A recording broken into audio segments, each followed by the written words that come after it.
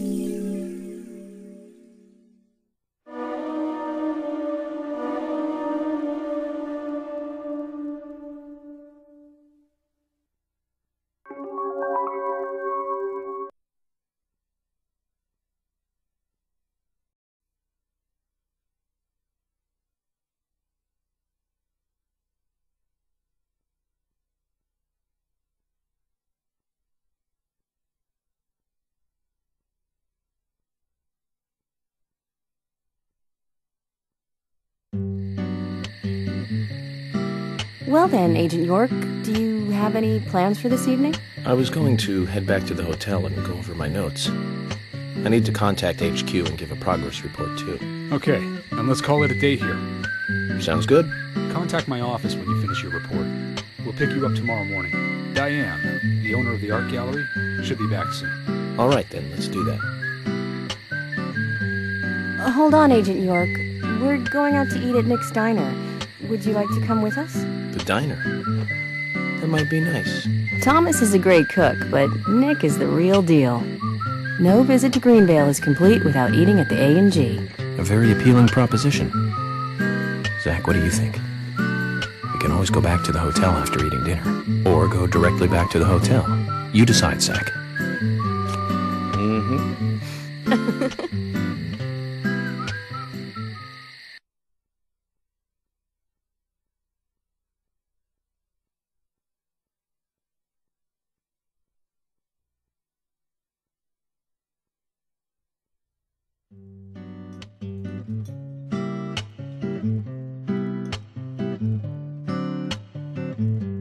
I've been sheriff here for a long time now, and this is the worst murder I've ever seen.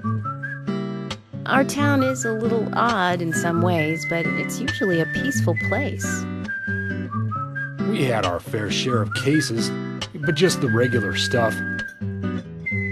A high school kid shoplifting from the milk barn, maybe, or some hot-headed kids fighting, fueled on liquor.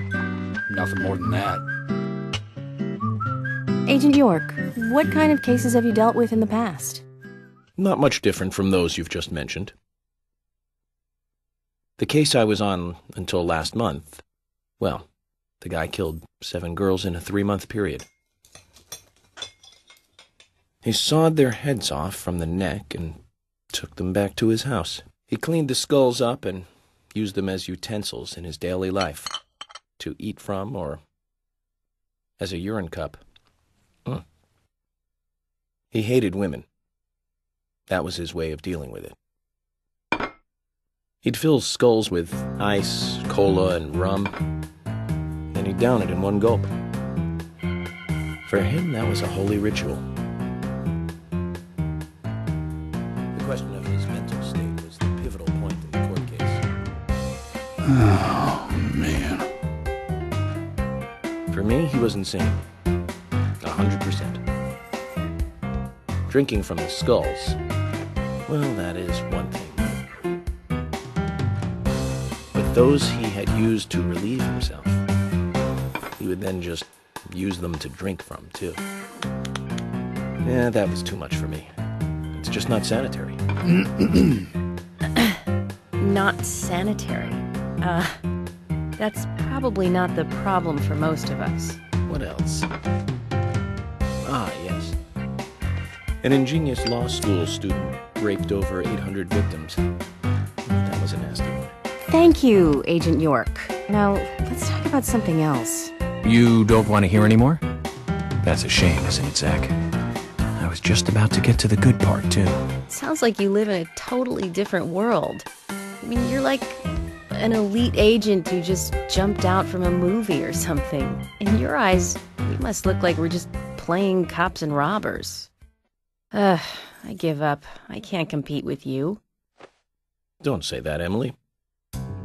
The cases you have solved are all full-fledged crimes. A crime is a crime.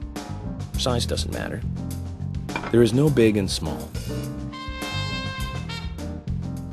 Crimes always have a criminal and a victim. No victim will ever welcome a crime, no matter what its size. So, fundamentally, there is no difference in size.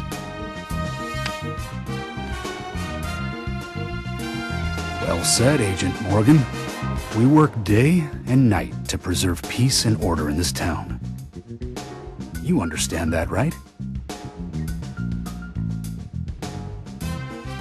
Of course, but still, I don't view shoplifting and Anna's murder as the same level of crime. Me neither. I never even dreamt that such a thing could ever even happen in this town.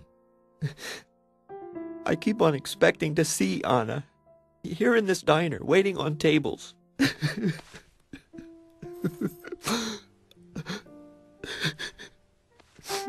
Excuse us, Agent Morgan. We should have made dinner a more uplifting experience. Let's call it a night. Okay. Good night, then.